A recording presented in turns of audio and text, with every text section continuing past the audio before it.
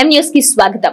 అభివృద్ధికి చిరునామా తెలుగుదేశం పార్టీ అయితే వైసీపీ పార్టీ మాత్రం అరాచక పాలనకు చిరునామా అని రాష్ట్ర అభివృద్ధి ప్రధాన ఎజెండాగా తమ ఎన్డీఏ కూటమి పాలన కొనసాగుతుందని ఏడిద గ్రామంలో సర్పంచ్ బూరిగా ఆశీర్వాదం, గ్రామ టీడీపీ అధ్యక్షులు పార్వతిన వీర్రాజు, జనసేన పార్టీ అధ్యక్షులు రామిశెట్టి రాజకూటమి నాయకులతో కలిసి గ్రామంలో పలు అభివృద్ధి పనులకు శంకుస్థాపన చేసిన అనంతరం మండపేట ఎమ్మెల్యే వేగుళ్ల జోగేశ్వరరావు అన్నారు. ఈ కార్యక్రమంలో vice MPP Pasumarthi Nageswara Rao, MPDO Satyanarayanamurthy, EO PRD Dasari Srinivas, AE Nageswara Rao, మాజీ జిల్లా గ్రంథాలయ సంస్థ చైర్మన్ నల్లమిల్లి వీరెడ్డి, ఏడిద నీటి సంఘం అధ్యక్షులు కొడిపొట్టి అబ్బు, టీడీపీ యువనేత గొడవర్తి శేషు, ఎన్డీఏ నాయకులు, కార్యకర్తలు అధిక సంఖ్యలో పాల్గొన్నారు.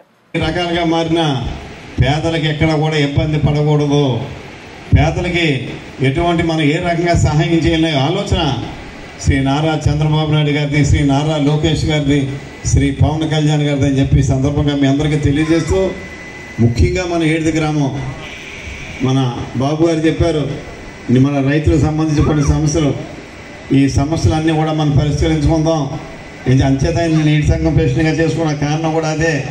మాకు మీరు ఉపన్యాసం చెప్పడం కాకుండా ఏ పని ఎలా చేయించాలో మాకు మీరు రోజు వచ్చి దగ్గరుండి ఆ గ్రాంట్ నా ద్వారా తీసుకొచ్చే బాధ్యత కూడా మన బాబు గారి మీద మీ సభాముఖంగా పెడుతున్నాం అని చెప్పి మీ అందరికీ సవినీయంగా తెలియజేస్తూ, మరి ఇవాళ మన సోదరిమణులు ఇంకా కొంతమందికి ఈ ప్రభుత్వం వచ్చిన తర్వాత కొత్త పెన్షన్లు ఇవ్వడం లేదు. ఇంకా అర్హులు కొంతమంది వస్తున్నారు, మళ్ళీ మాకు చాలామంది అర్హులు మళ్ళీ కొత్తగా తయారయ్యారు.